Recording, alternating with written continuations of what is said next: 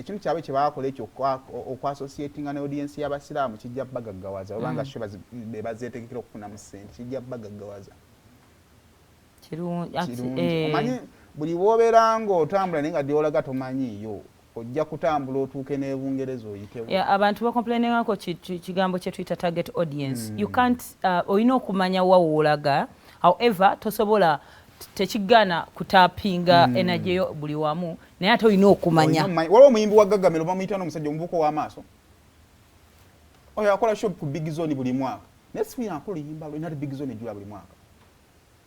wa Bebekulu omuvubuka era bukisoza Bebekulu abeera ku show simanyi oluyimba lwe naye kukasa Big Zone ejjula buli mwaka kitegeeza yategere nansa nabamanyi era akola ebivulu bye n'afuna ssente era ayinza okuba ali bulungi okusinga bayimbi betulooza ab'eggwanga eno so omanya target audience yo kikuyambako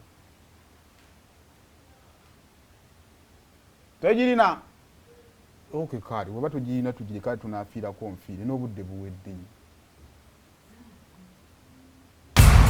olutambula